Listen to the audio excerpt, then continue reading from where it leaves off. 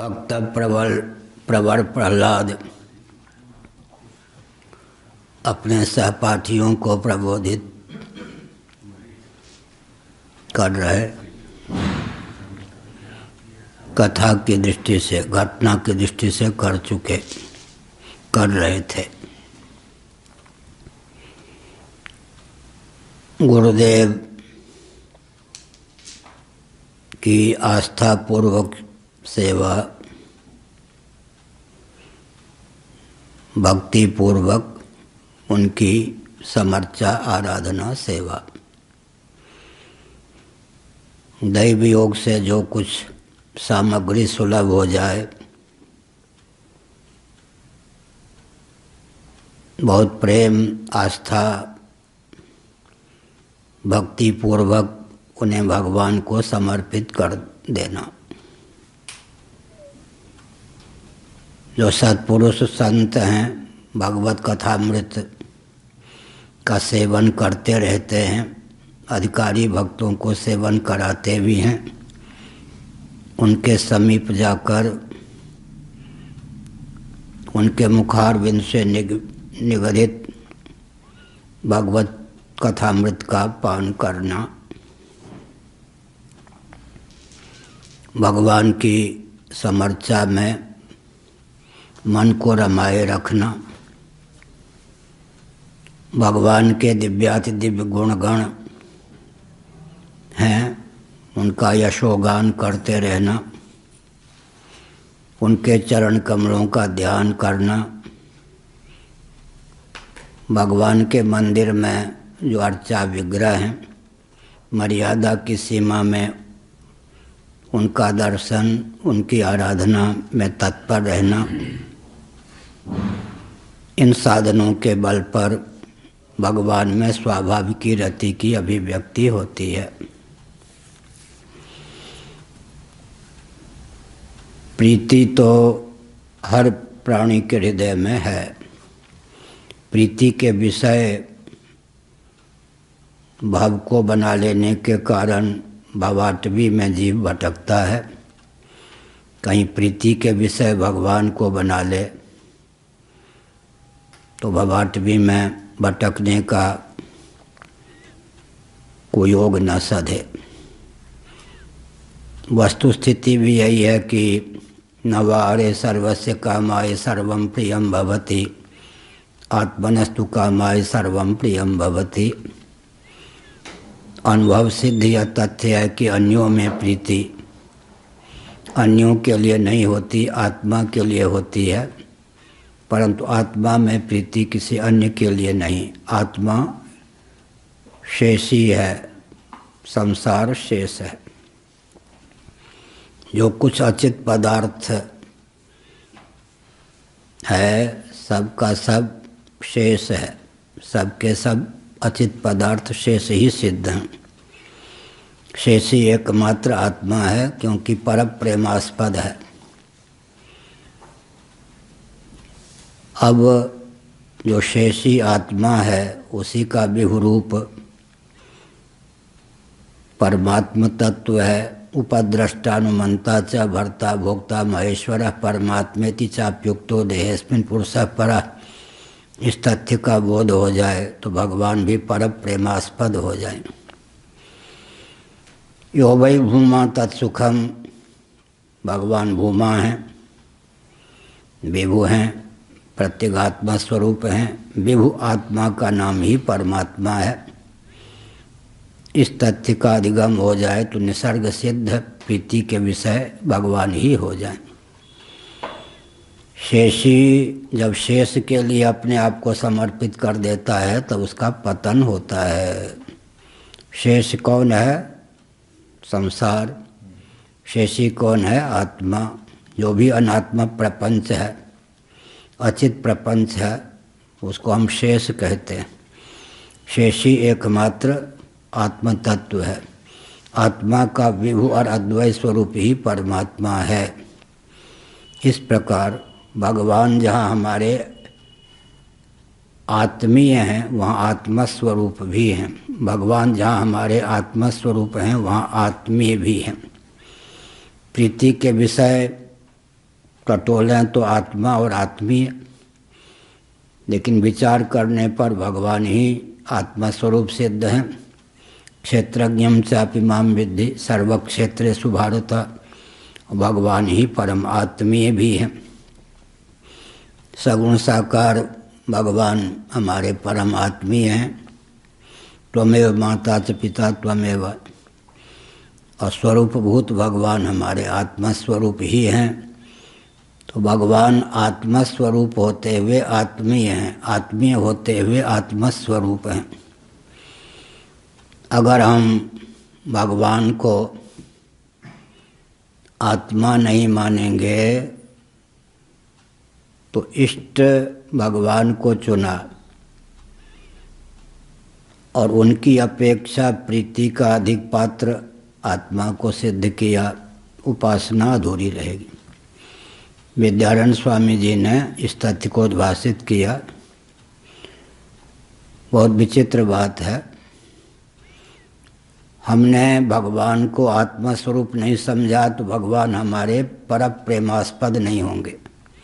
हमारे पूज्य गुरुदेव स्वामी श्री करपात्री जी महाभाग ने हमको बताया, अपनी अपेक्षा किंचित न्यून प्रीति के विषय भगवान बने रहेंगे। इष्ट भी चुना और अपनी अपेक्षा न्यून प्रीति का विषय भी बनाया तो काम नहीं बना। इसलिए भगवान को आत्मा स्वरूप मानना ही चाहिए। श्री वैष्णवाचार्य भी इधर ध्यान देंगे ही। अगर हमने भगवान को आत्मा स्वरूप नहीं समझा तो भगवान हमारे इष्ट तो हो गए, परंतु अपनी अपेक्षा भगवान में न्यून प्रीति होगी। किंचित न्यून प्रीति के विषय भगवान हो गए तो इष्ट रहे ही नहीं।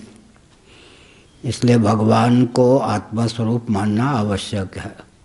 और आत्मा को जब तक विभु नहीं मानेंगे, परिच्छिन्न मानेंगे, भिन्न भिन्न मानेंगे तो भी काम नहीं बनेगा। इसलिए भगवत स्वरूप आत्मा, आत्मा स्वरूप भगवान। सर्वभूतेषु यः पश्येत् भगवद् भावमात्मनः भूतानि भगवत्यात्मन्येष भागवतोत्तमः। उत्तम भागवत का लक्षण श्रीमद् भागवत के 11 स्कंद में है। यहीं पर वेदांत विजयी होता है, अद्वैत सिद्धांत विजयी होता है।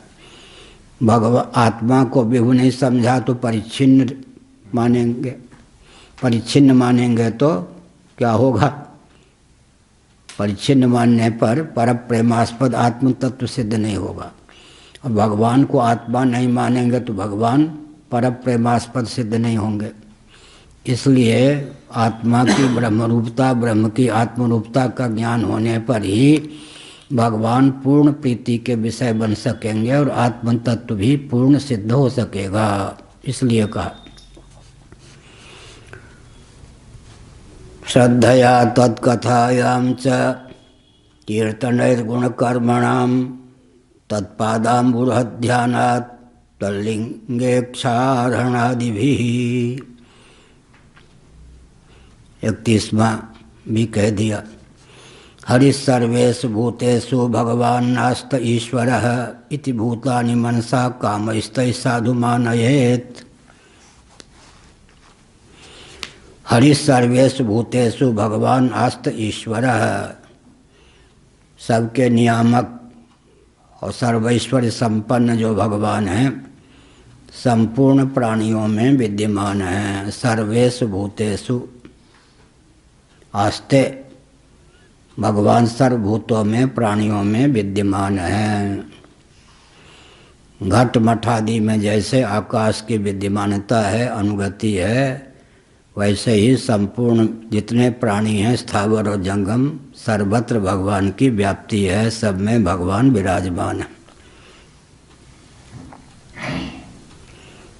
फिर क्या करे? इति भूतानि मनसा कामैस्तैः साधु मानयेत्। बहुत ही आस्था पूर्वक, आदर पूर्वक, यथाशक्ति प्राणियों की इच्छा पूर्ण करे और हृदय से उनका सम्मान करे। सबके प्रति स्नेह, सबके प्रति सम्मान का भाव हो, यथाशक्ति सबकी सुविधा का ध्यान हो। 3 चीज़ है, स्नेह, सम्मान और सुविधा। नीति तो यह है कि जो कृतज्ञ होते हैं स्वभाव से, वो स्नेह सम्मान और सुविधा को नहीं पचा पाते। कृतज्ञ का लक्षण यही है, जो स्नेह सम्मान सुविधा को न पचा सके। जो स्नेह करे, सम्मान दे, सुविधा दे, उसे वो मूर्ख समझे और उसी के प्रति कृतज्ञता का परिचय दे। लेकिन वो उसकी बात रही। भक्तों का स्वभाव है सबके प्रति स्नेह, सबको सम्मान, भगवत बुद्धि से। और भगवत कृपा से जो कुछ सामग्री है उसमें जितने का बन सकता है पोषण करें, नहीं तो भावना के द्वारा तो सबका पोषण करना चाहिए ही। सर्वे भवन्तु सुखिनः, सर्वे सन्तु निरामयाः, इस भावना में क्या कमी? यहाँ तो कुछ देना नहीं है, तो भावना के द्वारा तो सर्वे भवन्तु सुखिनः हम सोच ही सकते हैं। सर्वे सन्तु निरामयाः, सब निरोग हों। एक विचित्र बात है, हम दूसरों के प्रति जैसा व्यवहार करते हैं वो व्यवहार हमको ही उलट के प्राप्त होता है। ये न समझें कि दूसरों के प्रति हम सद्व्यवहार करेंगे तो वो व्यवहार हमको नहीं मिलेगा। केवल स्मरण है, 8वीं कक्षा Tibbia college higher secondary school का मैं दिल्ली में विद्यार्थी था। We must do to others as we wish them to do to us. This is the golden rule of life. Poem का एक अंश याद है, हमने अपने जीवन में इसको ढाला, इसलिए अभी भी याद है। 63-64 वर्ष पहले की बात है। We must do to others as we wish them to do to us. This is the golden rule of life. जैसा व्यवहार हम दूसरों से अपने प्रति चाहते हैं, हमारी बुद्धि की बलिहारी है कि हम दूसरों के प्रति भी वैसा व्यवहार करें। पद्म पुराण, आत्मनः प्रतिकूलानि परेषां न समाचरेत्। भगवद गीता का 6ठा अध्याय। आत्मौपम्येन सर्वत्र समं पश्यति अर्जुन, सुखम वा यदि वा दुखम स योगी परमो मतः। यह है, इसीलिए सबके प्रति स्नेह का भाव हो, आदर का भाव हो। जो कुछ प्राप्त सुविधा है, सामग्री है, उसमें जितना बन सके आगंतुक का सम्मान हो। अपनी संपत्ति का, अपनी विभूति का, अपने प्राप्त सामग्री का कुछ न कुछ उपयोग औरों के लिए भी करें। हम तो यहाँ तक कहते हैं, निर्धन से निर्धन व्यक्ति हो तो एक दाना चावल ही भगवान का स्मरण करके छोड़ दे, भात एक दाना, एक मनुष्य का पेट तो नहीं भरेगा, 10 चींटियों का पेट भर जाएगा। 10 चींटियों का पेट जब भरेगा, वो जो आनंद विभोर होंगी चींटियाँ, वो आनंद हमको ही प्राप्त होगा। गुरुत्वाकर्षण का वो तीसरा नियम जो है वो नीति परक भी है, अध्यात्म परक भी है। To every action there is an equal and opposite reaction. प्रत्येक क्रिया की समान और विपक्षी प्रतिक्रिया होती है। इसका मतलब हम ये ना समझें किसी पे दया कर रहे हैं। उपनिषदों में लिखा है, क्या लिखा है? कोई आपके पास आता है, समर्थ हैं, अपनी सीमा में चाहें तो उसका सहयोग कर सकते हैं, उसको आप फटकार देते हैं, वो फटकारते हैं उसको आप, नहीं, कभी आपको उसी घाटी से गमन करना पड़ेगा। वो फटकार आपके लिए सुरक्षित है। अच्छा आइए, भगवान की कृपा से आपका दर्शन हुआ, कहिए हम अपनी सीमा में क्या आपका हित करें, उपकार करें। उसके प्रति वो जो स्नेह और समादर है वो आपको ही पलट के प्राप्त होगा। अच्छा, इस बार आ गए तो आ गए, दोबारा मुँह मत दिखाना, बस। मध्यम कोटि का व्यवहार, ऐतरेय उपनिषद आदि का अध्ययन कीजिए, उसमें लिखा कभी न कभी वही घाटी आपको प्राप्त होगी उसी ढंग से।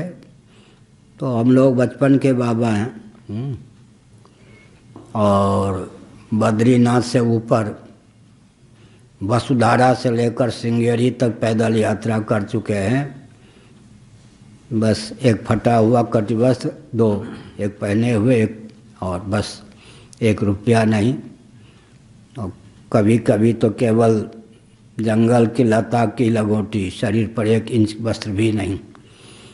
तो साधुओं को क्या कष्ट होता है, लोग अब पागल समझते हैं, डंडा मारते हैं, थूकते हैं, ढेला फेंकते हैं, और नहीं कमा लो 1-2 वस्त्र, एक ही वस्त्र है तो फिर कंगला समझते हैं। 3 रूप होगा ना संतों का। जो ठाठ बाट से रहेगा उसे गृहस्थ लोग क्या समझेंगे, भोगी है। जो भिक्षा मांगने जाएगा उसको समझेंगे कंगला है, भिखारी है। जो लंगोटी मात्र लेके रहेगा, कोई व्यवहार नहीं, वो समझेंगे पागल है। एक था वो दिल्ली का सेठ, इन्होंने देखा होगा, बड़ा जज स्वामी का मित्र था, मुँह लगवा था उनका। जब दिल्ली छोटी थी तब वो पूरी दिल्ली में छाए हुए था सेठ के नाम पर, आध्यात्मिक दलाल, धार्मिक दलाल। प्रायः जितने शहर होते हैं छोटे बड़े, 1-2 धार्मिक आध्यात्मिक दलाल होते हैं सेठ लोग। सारे धार्मिक कार्य उन्हीं के माध्यम से होता है। जैसे पप्पू त्रिवेदी कानपुर में, वहाँ कोई घुस नहीं सकता उसकी अनुमति के बिना, और जो घुसेगा वो किसी का एजेंट भी है, घुसेगा तो वो छिछा लेदर कर देगा, पनपने नहीं देगा। वो ब्राह्मण होता हुआ भी सेठ ही है, प्रकार से सुनता होगा शायद। तो उसने ऐसा तिग्रम किया कि हमने कानपुर जाना ही छोड़ दिया। वो एक दलाल होता है, उसको प्रसन्न न करो, उसकी दास्ता न पालो, अनावश्यक उसको सम्मान न दो तो शहर में टिकने नहीं देगा। ऐसे दलालों से बहुत पाला पड़ा मुझे। बहुत से बरेली आदि में भी TN सेठ, बिशन चंद्र का छोटा भाई, वो दलाल। और वो कुछ वेदांत आदि का ऐसा प्रश्न करता था, अच्छे अच्छे महात्मा विष्णु आश्रम जी महाराज आदि को मौन बना दिया, मुख बना दिया, ऐसा। फिर जब महात्मा को झुका देता था कि माने हम आपसे अधिक जानते हैं, तब फिर उनका सम्मान करता था। हम पे दाल नहीं गली तो घुसने नहीं दिया उसने बरेली में। अब नहीं जीवित है।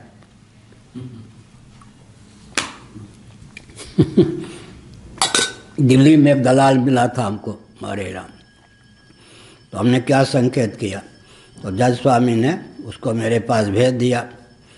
उसे नहीं मालूम कि शकल से मैं उसे जानता हूँ। जब मैं दिल्ली में विद्यार्थी था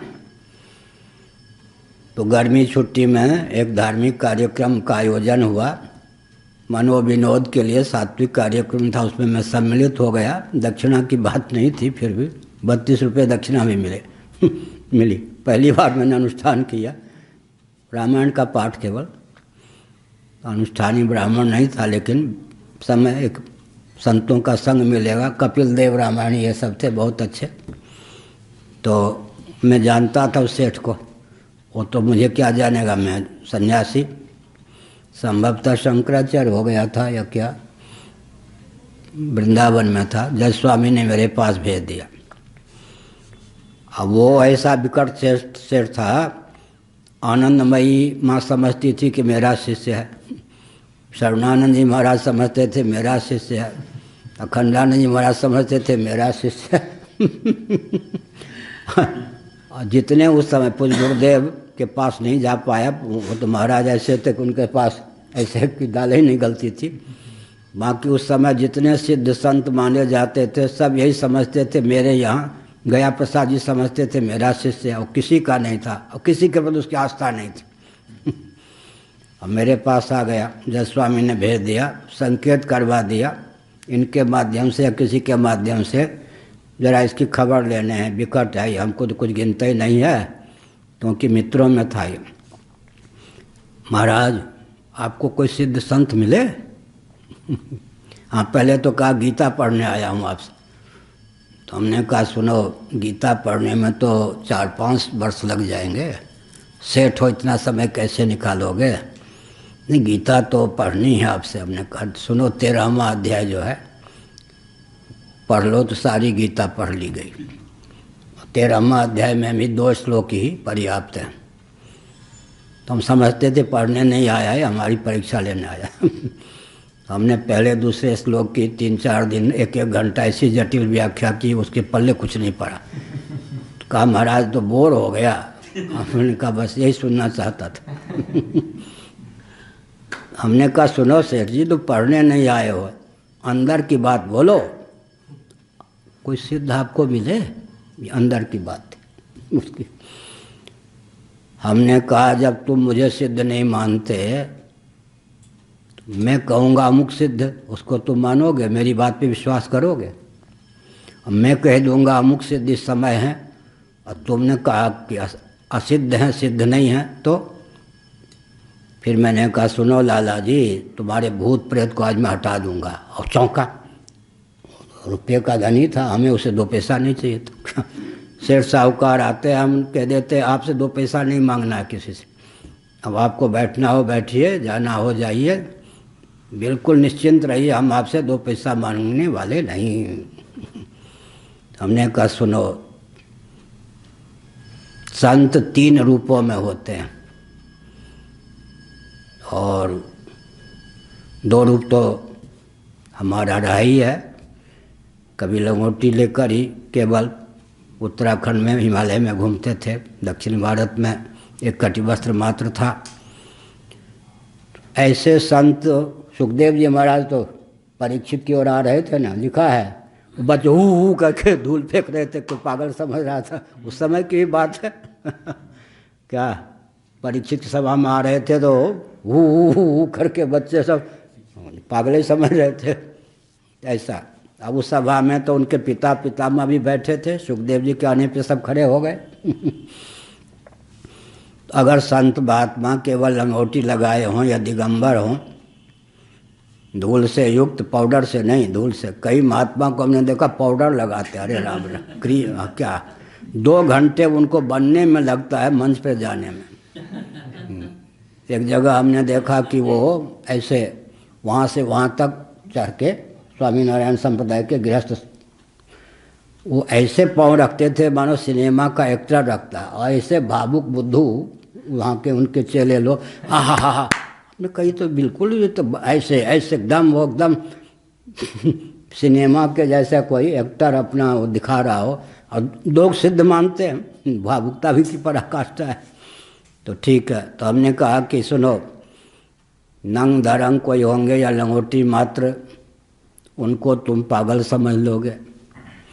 तुम्हारे घर में भिक्षा मांगने आएंगे तो कंगला समझ लोगे, और तुम संकेत करना चाहते हो स्वामी अखंडानंद महाराज की ओर, संकेत भी किया उसने, तो तुम भोगी मान लोगे।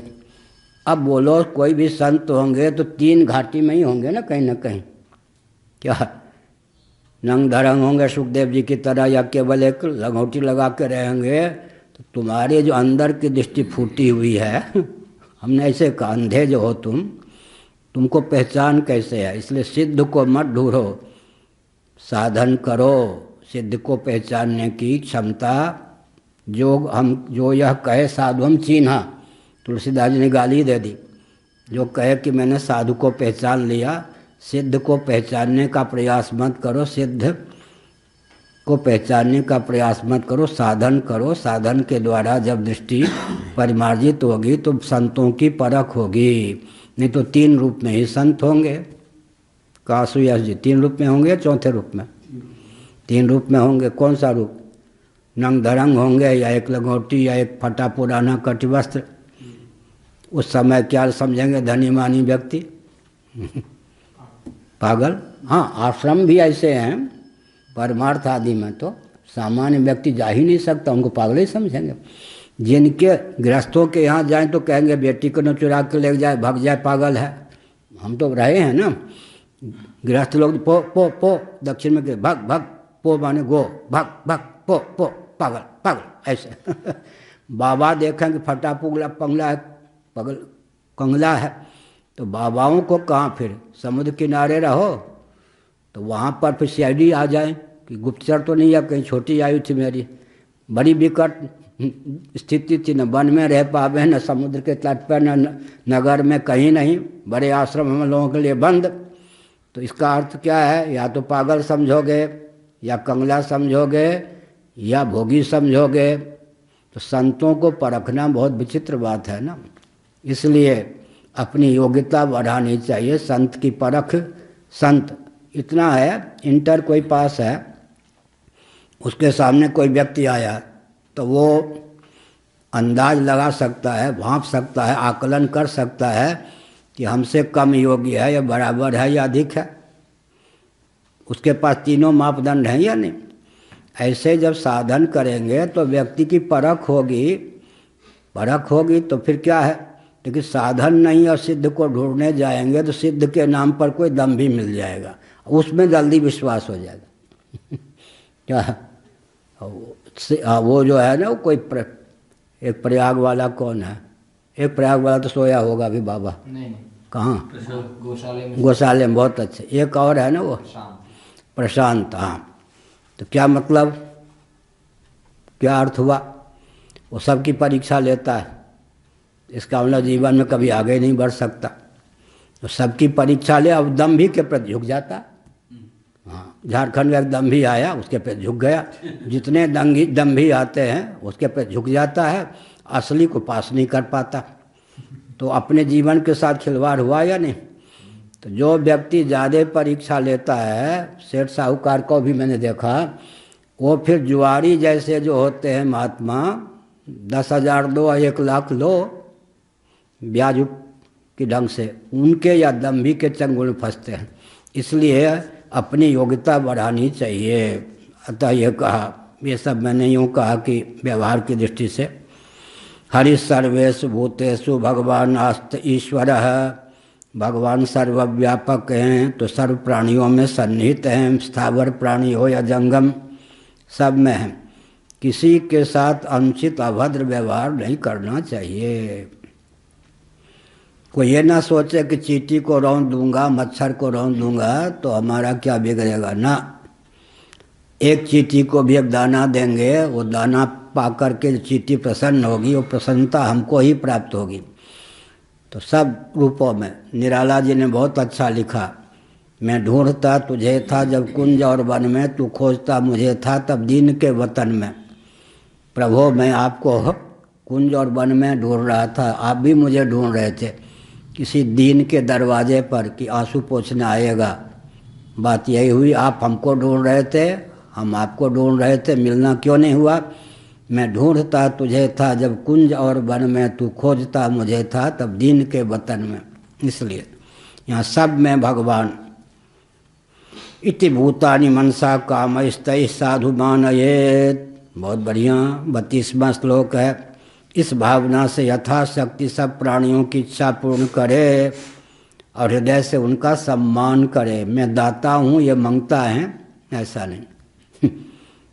एक वृंदावन में थे हम, पूजोरी बाबा के आश्रम में, एक दिन बताया था यहाँ मातृमंडल से कोई विधवाओं का स्थान था।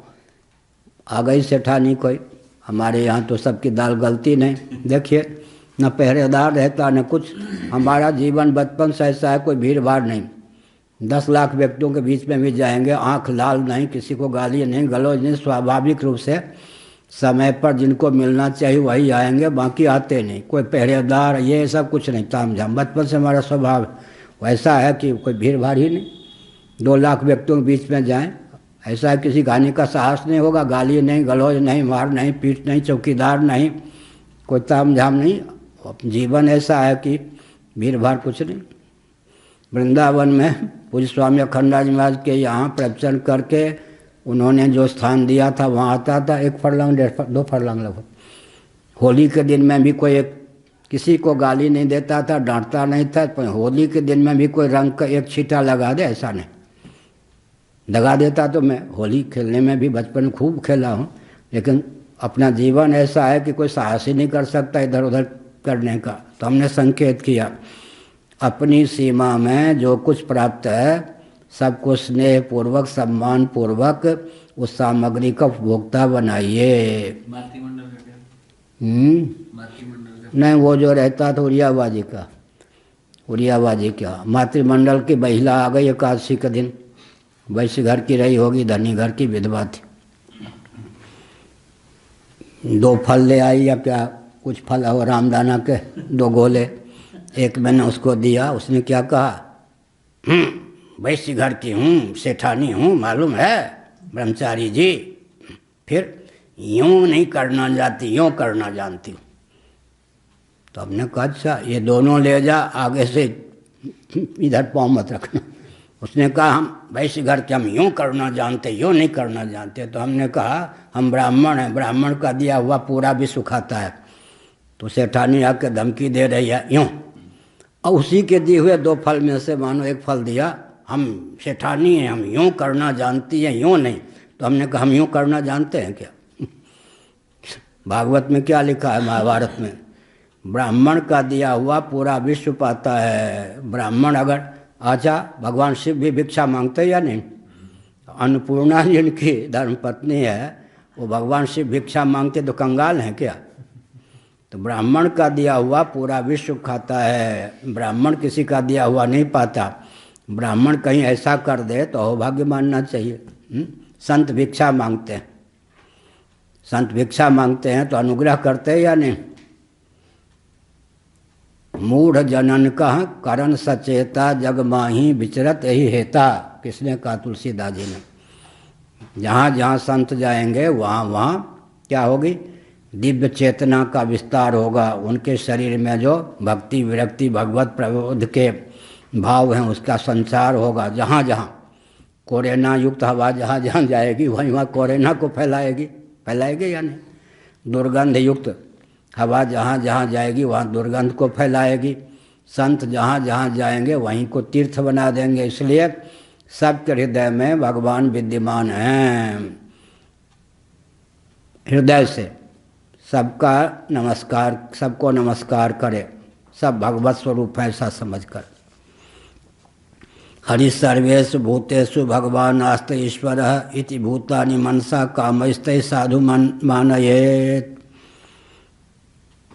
साधु मानयेत् कामैस्ते है, उन सबों की अपनी सेवा में क्या करे? सेवा करे, यथा योग्य उनकी कामना की इच्छा की पूर्ति करे। एवं निर्जित षड्वर्ग क्रियते भक्तिरीश्वरे वासुदेवे भगवती यथा संलभते रतिम। अब षड्वर्ग दिया, षड्वर्ग काम क्रोध लोभ मोह मद मत्सर, ये षड रिपु हैं, षड्वर्ग हैं। काम क्रोध लोभ, काम ऐसा क्रोध ऐसा रजोगुण समुद्भवः। और गीता का 16वां अध्याय, ये 3रा अध्याय, 16वां अध्याय, नरक के खुले हुए द्वार हैं। कौन? काम क्रोध लोभ।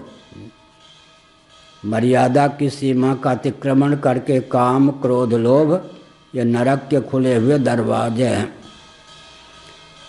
रजोगुण समुद्भव, यह है काम क्रोध लोभ। मोह मद मत्सर, ये तमोगुण की प्रगल्भता से प्राप्त हैं। ये 6 शत्रु हैं, काम क्रोध लोभ मोह मद मत्सर। इंद्रियाणि मनोबुद्धि रस्याधिष्ठान मुच्यते।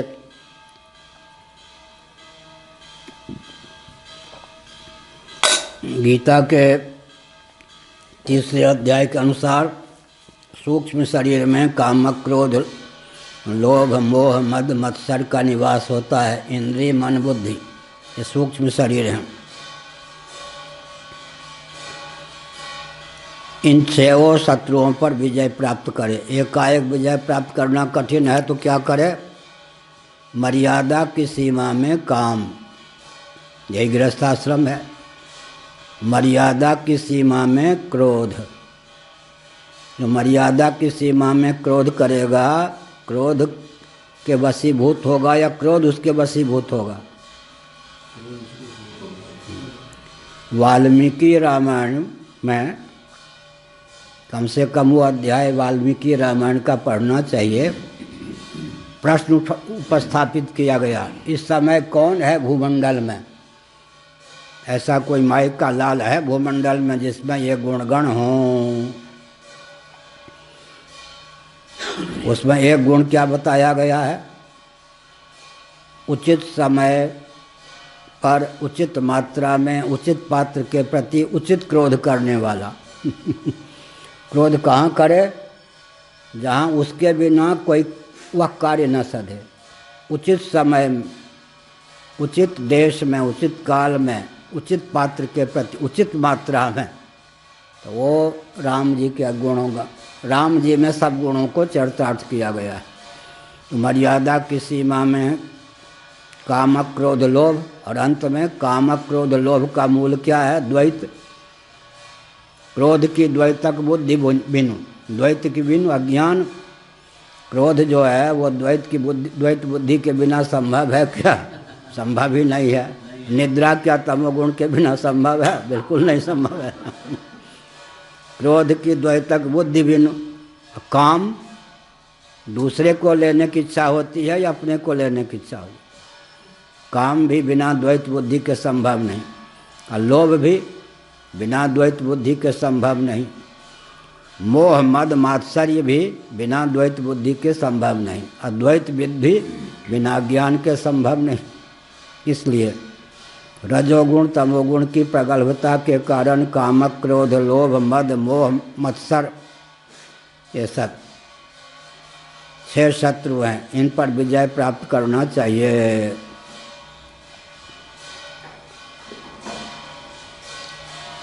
भगवान की आराधना जो करते हैं इस प्रकार, उनके द्वारा की हुई प्रीति भक्ति के द्वारा भगवान प्रसन्न हो जाते हैं। श्री कृष्ण के चरणों में उनकी अनन्य प्रीति हो जाती है। इसका अर्थ क्या है?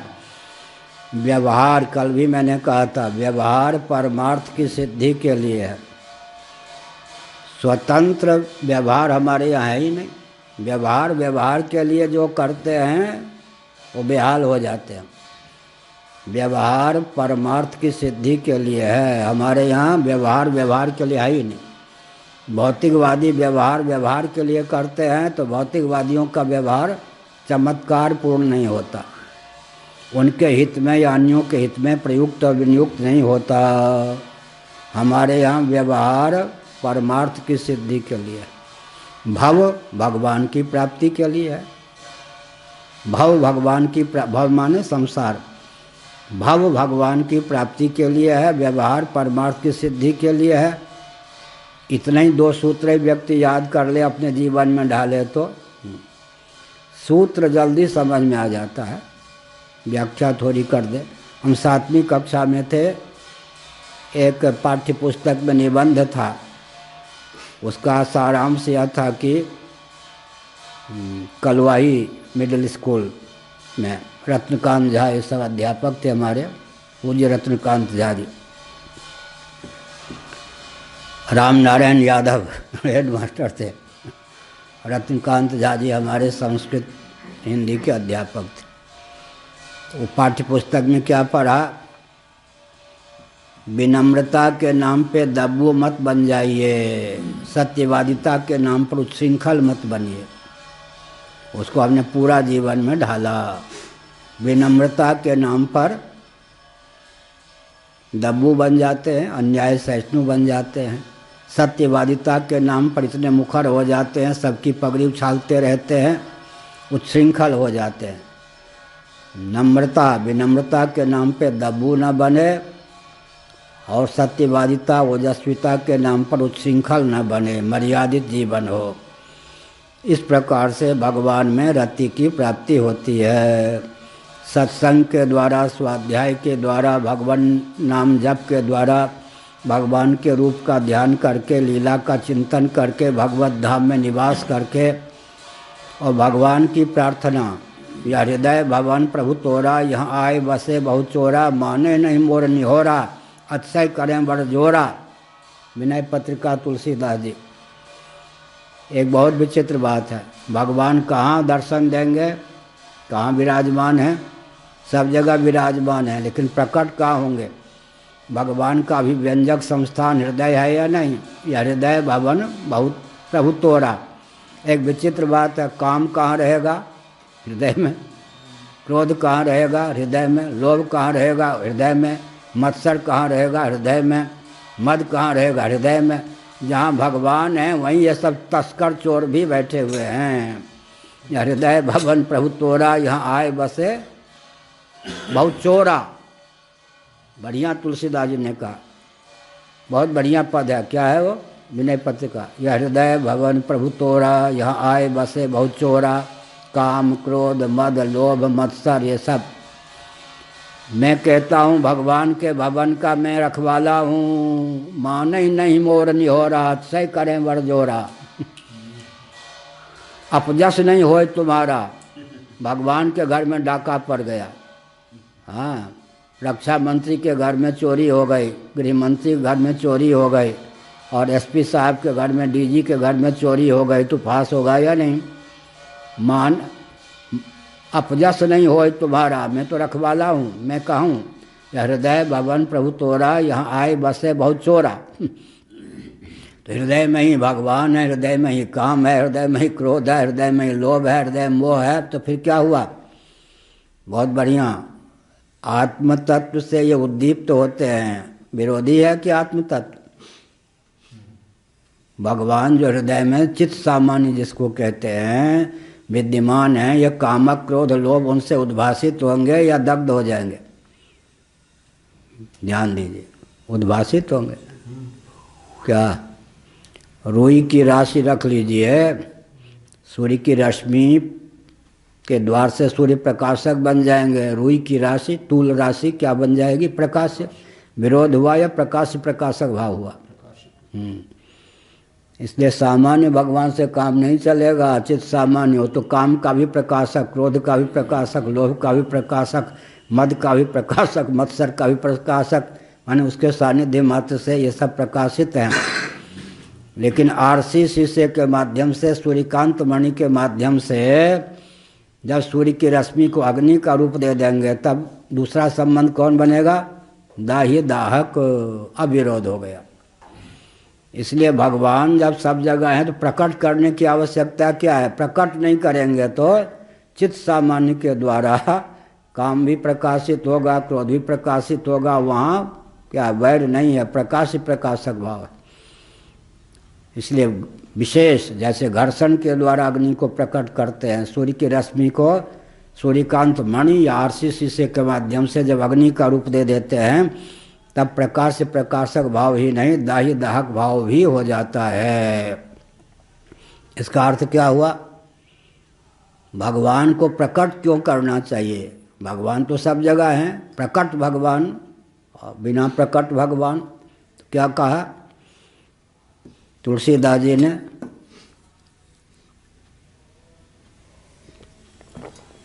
व्यापक एक ब्रह्म अविनाशी, सत चेतन घन आनंद राशि, असप्रभ हृदय अक्षत अविकारी, सकल जीव जग दीन दुखारी। लो, भगवान के रहने पर भी कोई हृदय ऐसा है जिसमें भगवान न रहते हों? व्यापक एक ब्रह्म अविनाशी, सत, देखो सत चेतन घन आनंद राशि।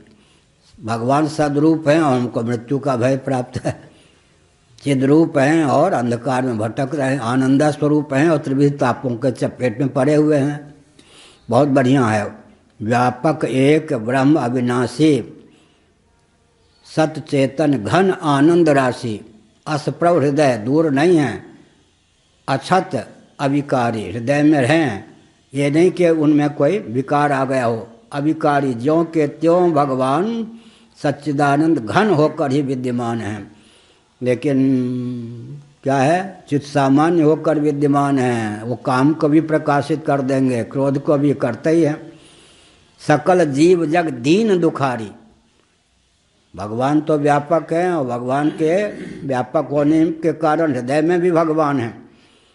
लेकिन ये चोर तस्कर सब दीनता, दरिद्रता, मलिनता, आसुरी संपत्ति सब हृदय में है या नहीं? सकल जीव जग दीन दुखारी। भाई करें क्या? वो भगवान को प्रकट कीजिए। प्रकट करने का साधन क्या है? आत्मा व अरे द्रष्टव्य है, श्रोतव्यो मंतव्यो निधिध्यासितव्य है। इस श्रुति का अनुवाद किया तुलसीदास जी ने। नाम निरूपण नाम जतनते, स्वौ प्रकटत जिमि मोल रतनते। जिम मोल रतन ते कहाँ से उदाहरण लिया? छांदोग्य श्रुति के 8वें अध्याय से। श्रोतव्य मंतव्य बृहदारण्यक उपनिषद से लिया। तुलसीदास जी का चातुर्य कहाँ कहाँ से भाव को लेकर एक एक पंक्ति में, एक एक दोहा में, एक एक छंद में जोड़ दिया, बहुत बढ़िया। नाम निरूपण, निरूपण का अर्थ क्या हुआ? आत्मा वारे द्रष्टव्य श्रोतव्य, श्रोतव्य मंतव्य, श्रवण और मनन दोनों एक केंद्र बिंदु पर आ जाए तो उसका नाम है निरूपण। निरूपण का अर्थ क्या हुआ? गुरुमुख से, कहाँ की भाषा ये? पंजाब में गुरुमुखी लिपि का नाम भी है गुरुमुखी। ये गुरुमुख है या नहीं? मिथिला में क्या कहते? अगंग। अगंग, अगंग माने कोई सधवा महिला भोजन भी बना के दे तो उसकी सासू ही भले क्यों ना हो, नहीं पाएगी। कब तक? जब तक गंगा का स्नान उसने नहीं किया हो। विधवा माताएं जो होती हैं, ये अगंग है। अगंग का अर्थ है इसने अब तक गंगा का स्नान नहीं किया। सिमरिया पास में है, इसने गंगा का स्नान नहीं किया तो अगंग है। अगर कोई सती साध्वी महिला पतिदेव जीवित है, वो गंगा का स्नान कर लिया तो विधवा महिला उनके हाथ का बना हुआ पाएंगी, नहीं तो नहीं पाएंगे। अगंग के हाथ का नहीं पाती। अगंग। तो यहाँ पर है नाम निरूपण, श्रवण और मनन दोनों एक केंद्र बिंदु पर आ जाए तो उसका नाम है निरूपण। गुरुमुख से श्रवण। नाम, भगवान नाम, तत्वमसि भी नाम है या नहीं? तत्वमसि शब्दात्मक ही है ना। राम, शिव, राम, तत्वमसि का अर्थ हुआ या नहीं? राम, रो क्या है? तत्पदार्थ, अंत में मोह क्या है? त्वम पदार्थ, बीच में आ की मात्रा क्या है? एकत्व। तत्वमसि महावाक्य का जो अर्थ है वही राम का अर्थ है। राम तापनी उपनिषद, राम रहस्योपनिषद। और क्या है? रामाय नमः का जो अर्थ है वही राम का अर्थ है। रामाय नमः, राम चतुर्थी विभक्ति का द्योतक आय नमः, राम तत्पदार्थ, नमः त्वम पदार्थ, आय असी का द्योतक, एकत्व का द्योतक। अपनी ओर से नहीं बोल रहा हूँ। जो ठाकुर जी हैं वृंदावन में, उनको उनके गुरु जी वही रामानुज जी अनुष्ठान करते थे भाव भावेश्वर। उन्होंने श्रोता कम होते थे, हम बोलते थे जब हमने अर्थ का, हमने कहा आपका यूँ करने से क्या होता है? उपनिषद का वचन है। उपनिषद का वचन है, आपके यहाँ यूँ करने से क्या होता है? उपनिषद में लिखा है, मैं अपनी ओर से थोड़े कह रहा हूँ। जो राम का अर्थ है वही रामाय नमः का अर्थ है। रामाय नमः और राम का अर्थ है कहिए र, बीच में आ की मात्रा, फिर म, और राम नमः और आय, रामाय आय, आय के द्वारा एकत्व हो गया। राम तत्पदार्थ का द्योतक, नमः त्वम पदार्थ का द्योतक। केवल राम रकार तत्पदार्थ, शोधित तत्पदार्थ का अर्थ हो जाता लक्ष्यार्थ। और राम, मो जो है त्वम पदार्थ, बीच में आ की मात्रा, एकत्व का द्योतक है। इस प्रकार से हमने संकेत किया। क्या संकेत किया? नाम निरूपण, निरूपण माने गुरुमुख से श्रवण कीजिए और मनन कीजिए। नाम जतनते निदिध्यासितव्य का अनुवाद किया यत्न असकृत अभ्यासात, बार बार बार बार। एक नैयायिक अब तब की दशा में थे, नैयायिक। न्याय में लाघव गौरव बहुत बढ़िया चलता है। लाघव गौरव, एक शब्द से कोई काम चलता है, दो शब्द का प्रयोग क्यों किया? हाँ बिल्कुल, गौरव दोष आ गया। दो शब्द से काम चलता है, तीसरा शब्द का प्रयोग नहीं करना चाहिए। एकदम बनिया वृत्ति। 2 रुपये से काम चले तो 3 रुपये का उपयोग नहीं करना चाहिए, या नहीं? ग्रंथ पढ़ने से व्यवस्था भी चलानी पड़ती है। बाबाओं का स्थान जितेंद्र जी, हम लोगों का जो प्रशिक्षण है, मठ आदि को हम ही लोग चला सकते ठीक ढंग से, इसलिए वो प्रशिक्षण प्राप्त करना चाहिए। और उनके जी हैं, ये सब हैं, आप लोगों को व्यवस्था मालूम है, अपने हाथ में व्यवस्था रखनी चाहिए। दृष्टिकोण नहीं होगा तो कैसे चले? अपनत्व तो नहीं होगा, दृष्टिकोण नहीं होगा तो मठ आदि बर्बाद हो जाएंगे या नहीं? अपनत्व तो भी हो, दृष्टिकोण हो, कार्य करने की क्षमता हो। ये तो हमने क्या संकेत किया? नाम निरूपण, नाम जतनते निदिध्यासितव्य असकृत अभ्यासात। तो नैयायिक अब तब के हालत में हुए पंडित जी नैयायिक राम राम राम कहिए, रामा बहुवचन का प्रयोग कर दिया। बार बार क्या कहते हो? क्या बहुवचन का प्रयोग मैंने कर दिया, मतलब राम नाम बार बार लेने में भी आलस। राम राम राम, नाम निरूपण, नाम जतनते, बार बार क्या योग दर्शन के अनुसार जो जप करें उसके अर्थ का अनुसंधान भी होना चाहिए। अर्थानुसंधान करके जप करेंगे तो जप अधिक फलप्रद होगा। तदर्थ भावना भी होनी चाहिए योग दर्शन के अनुसार। तो नाम निरूपण, नाम जतनते, अर्थानुसंधान पूर्वक बार बार असकृत अभ्यासात, बार बार अभ्यास करें। हो गया निधिध्यासितव्य। अब द्रष्टव्य का अनुवाद क्या किया? सौ प्रकटत। तो व्यापक एक ब्रह्म अविनाशी सच्चेतन घन आनंद राशि सौ प्रकटत, वो प्रकट हो जाते हैं।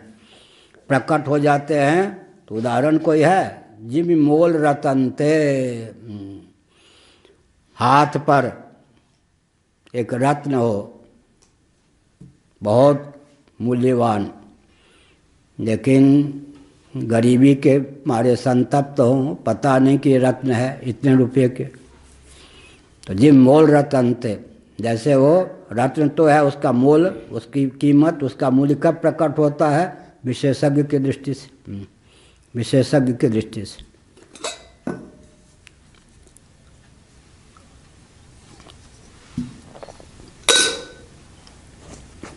गडरिये लोग थे, बच्चे लोग भेड़ बकरी चलाते थे, खेलते रहते थे। नदी के किनारे खोदते खोदते उनको एक चमकीला पत्थर मिल गया। वो क्या जाने कि ये कीमती रत्न है। तो बकरी का जो सरदार बकरा था उसके गले में ऐसे उन्होंने बांध दिया। घर भी ले जाएं, घर वालों को भी उसकी कोई कीमत का ज्ञान नहीं, ठीक है चमकीला कोई है। अब एक क्या है जानकार जा रहे थे, उन्होंने हो ठीक है, ये लोग जानते नहीं कहाँ पाए कैसे पाए। पूछने के बाद सुनो, उन दिनों 2 रुपये जेब से निकाल के आजकल वो 2000 के बराबर मिठाई खा लेना। अब बच्चे तो फिर क्या कहना, मगन हो गए। एक बच्चा था ना आज जो दिए थे मिठाई सब चट के हाथ चाट रहा था, उनका और दो, इसको और दो। हाँ, 2 मगन हो गए, वो ले लिए। ले लेने पर वो जो दिव्य रत्न था उसके सैकड़ों टुकड़े होके इधर उधर विकीर्ण हो गए। उन्होंने कहा ये क्या हुआ? वहाँ से आवाज़ आई, ये नादान बच्चे नहीं जानते थे मेरा महत्व। तुम्हें महत्व समझ कर लोभ के वशीभूत भूत होकर तुमने क्या किया? 2 रुपये मेरी कीमत आकी ना, इस अपमान को मैं नहीं सह सका। क्या? इस अपमान को मैं नहीं सह सका, ये अर्थ होता है। किसी के महत्व को जानते हुए अगर उसको समादर न करें, अरे गहरे नथु खेरे जो कहावत है उत्तर प्रदेश में, तो छोड़ दीजिए। लेकिन कोई किसी के महत्व को जानता हुआ कुछ न गिने तो अपमान माना जाता है, इसलिए उसने अपमान माना। ये ऐसे ही एक थे पड़ोसी हमारे गांव की दृष्टि से, उनकी बहन पड़ोस में ब्याही गई थी, वो चाची लगती होंगी शायद। हम तो ज़्यादा संबंध ये सबसे अलग रहे। क्या 10 साल क्या 16-17 साल तक तो जन्मभूमि में रहे। घर की जिम्मेवारी भी पूरी थी, फिर पढ़ने में भी प्रथम श्रेणी और खेलने में भी सबसे आगे थे, तैरने में भी सबसे आगे थे। बस 1-2 चाचा चाची मामा मामी के रिश्तेदार मालूम, बाकी कौन क्या, लेकिन थे। तो वो तो पंडित जी जा रहे थे नदी स्नान करने, बच्चे एक चमकीले उससे खेल रहे थे। पंडित जी को हुआ कि सोने का टुकड़ा है, सोने जैसा चमक रहा था, उन्होंने भी वही किया। ये घटना है, वो तो सुनी सुनाई बात है, तो घटना है। तो उन्होंने भी 2 रुपये जेब से निकाले, बच्चे खूब, उनके लिए खिलौना है, वो ले आए। पंडित जी सोचे कि सोने का टुकड़ा इतना बड़ा, मान लो 250 ग्राम कम से कम होगा या 500 ग्राम, छिपा के रखा। उनके गांव में कोई सुनार नहीं था, स्वर्णकार। उनकी बहन जो थी, उनके बिल्कुल, उनके बहन के उधर आपने देखा होगा ना, एक व्यक्ति है तो कम से कम ये मठ जितने दायरे में है उसके पास उतनी ज़मीन, बाग इत्यादि हैं। तो एक पड़ोसी के यहाँ जाने में भी बहुत परिश्रम करना पड़ता। घनी आबादी नहीं, जहाँ जन्मभूमि की बात है, एक पड़ोसी के यहाँ जाने में भी इतना पार करो तो जाओ। मतलब 1 एकड़ 2 एकड़ में एक व्यक्ति का घर है, बाग वगैरह है, फिर पड़ोसी कहने को पड़ोसी हैं, उतने पार करो तो जाओ। तो वो दैव योग से उनकी बहन जहाँ रहती थी उसके बाद फिर सुनार रहते थे, स्वर्णकार। चुपके से आए कि बहन देखो ऐसे हमने 2 रुपये दिया गड़रिये से, बच्चों से ले लिया, सोना है, तो तुम्हारे पड़ोस में सुनार है, रिश्तेदारी है, बता देना। तो क्या करे, सुनार जो है पर विश्वास करना कठिन होता है, तो बेईमानी न करे। अच्छा अच्छा ठीक है। वो सुनार ने कहा देखो आपके रिश्तेदार हमारे रिश्तेदार, उस समय तो ऐसे होता था। वो ये संदूक इतना ऊंचा होता था, बैठ जाएं उनके सामने मैं परीक्षा लूँगा ना पहले, सोना है या नहीं। अब वो मान बैठे थे कि सोना है, माने आधा किलो मान लीजिए। उतना पाया तो सब लाख की तरह, और बेहोश हो गए।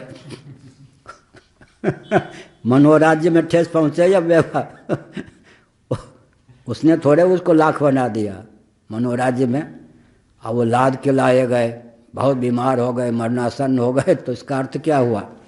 इसका अर्थ यही हुआ कि जो व्यक्ति भगवान को सर्वत्र देखते हैं, पारखी हैं, उनका दायित्व होता है कि सबके प्रति स्नेह, सम्मान, उदारता का व्यवहार रखें। और सौ प्रकटत जी मोल रतन थे। यहाँ पर इंदिरा गांधी साहब जब प्रधानमंत्री थी तब उन्होंने आदेश प्रसारित किया, मठ मंदिरों की संपत्ति का आकलन हो। तो राजस्थान के एक जौहरी आए, भगवान जगन्नाथ जो हीरा रखते हैं ना, यहाँ हीरा धारण करते हैं, उनकी परीक्षा लेने के लिए सरकारी आदेश था। वो आस्तिक थे, वो जौहरी, हाथ थैली पर वो रत्न रखा, मणि।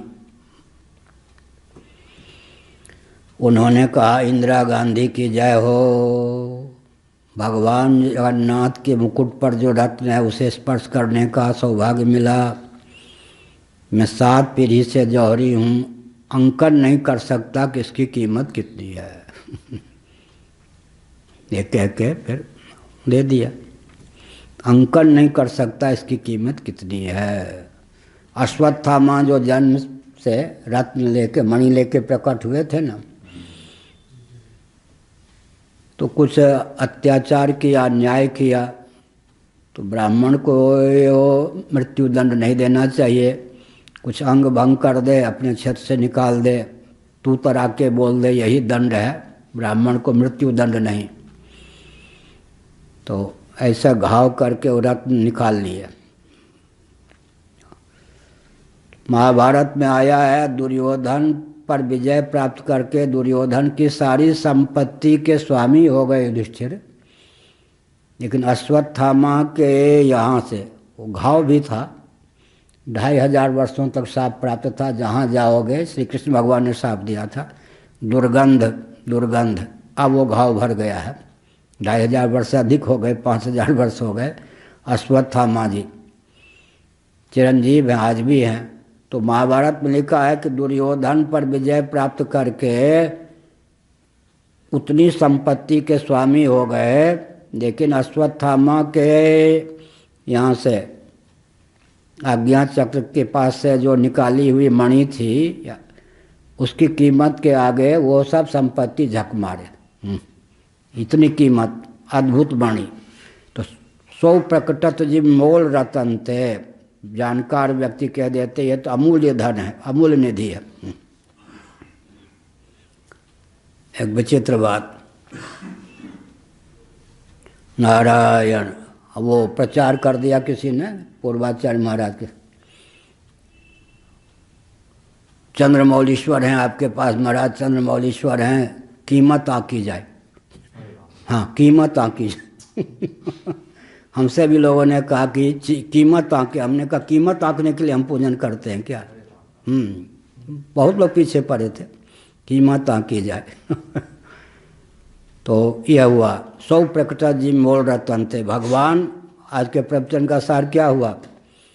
चित्त सामान्य, यह हृदय भवन प्रभु तोरा, यह आय बसे बहु चोरा। हृदय में काम क्रोध लोभ मद मात्सर्य सब हैं, लेकिन चित्त सामान्य जो भगवान हैं हृदय में विराजमान हैं, वो प्रकाशक हो जाते, दाहक नहीं। जैसे सूर्य की रश्मियों के द्वार से सूर्य भगवान रूई के प्रकाशक हो जाते, दाहक नहीं, विरोध नहीं है। विरोध कब होगा? जब वो सूर्य की रश्मियों को आरसी शीशा के माध्यम से या सूर्यकांत मणि के माध्यम से अग्नि का रूप दे दिया जाएगा, तो प्रकाश से प्रकाशक भाव ही नहीं, दाही दाहक भाव हो जाएगा। तो हमारे पूज्य गुरुदेव ने अहमर्थ नामक ग्रंथ में यह लिखा है, भगवान व्यापक हैं, इसी से काम नहीं चलेगा, अंतरात्मा है, इसी से काम नहीं चलेगा, उनको प्रकट करने के लिए साधन कीजिए। तुलसीदास जी ने नाम निरूपण नाम जतनते सौ प्रकटत जिम मोल रतनते। कौन? सौ व्यापक भगवान हैं, एक हैं, ब्रह्म हैं, अविनाशी हैं, सत्य हैं, चित्त हैं, आनंद राशि हैं, अस प्रभु हृदय अक्षत, अक्षत माने अक्षत, बिल्कुल निर्विकार ज्यों के त्यों विद्यमान हैं। लेकिन सकल जीव जग दीन दुखारी, मृत्यु जड़ता दुख के चपेट में सब जीव आए हैं। क्यों? वहाँ विरोध नहीं है। तो भगवान हृदय में हैं, इससे काम नहीं चलेगा। वो तो व्यापक हैं, हृदय में भी हैं, उनको प्रकट करना पड़ेगा। प्रकट करने का उपाय क्या है? श्रवण मनन निधिध्यासन, फिर अंत में प्रकट बने द्रष्टव्य।